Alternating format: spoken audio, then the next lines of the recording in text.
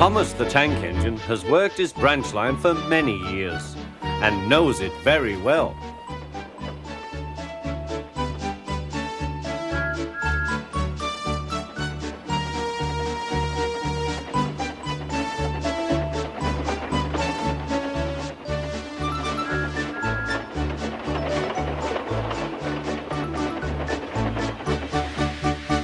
You know just where to stop, Thomas, laughed his driver. You could almost manage it without me. Thomas had become conceited. He didn't realize his driver was joking. Later, he boasted to the others. Driver says I don't need him now. Don't be so daft, snorted Percy. I'd never go without my driver, said Toby earnestly. I'd be frightened. Huh, boasted Thomas. I'm not scared. You'd never dare. I would then. You'll see. The next morning, the firelighter came. Thomas drowsed comfortably as the warmth spread through his boiler. Percy and Toby were still asleep. Thomas suddenly remembered. Silly stick in the mud, he chuckled. I'll show them. Driver said I could manage without him. I'll just go out. Then I'll stop and wheesh. That'll make them jump. Thomas thought he was being clever. Really, he was only moving because a careless cleaner had meddled with his controls. He soon found his mistake. He tried to wheesh, but he couldn't. He tried to stop, but he couldn't. He just kept rolling along. He didn't dare look at what was coming next. There was the station master's house. The station master was about to have breakfast. Horrors! Cried Thomas, and shut his eyes. The house rocked.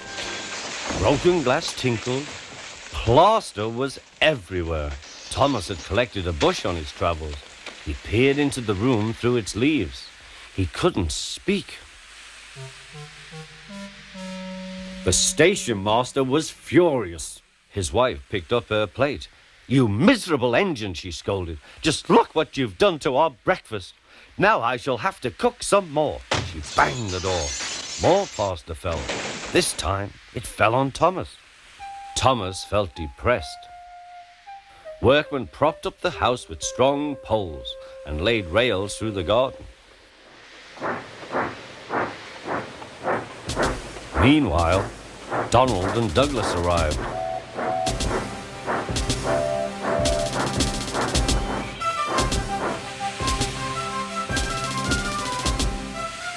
Don't fash yourself, Thomas.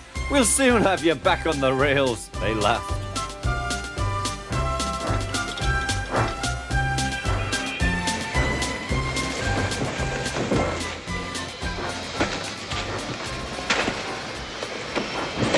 Donald and Douglas, puffing hard, managed to haul Thomas back to safety. Bits of fencing, the bush, and a broken window frame festooned his front, which was badly twisted. The twins laughed and left him. Thomas was in disgrace. There was worse to come.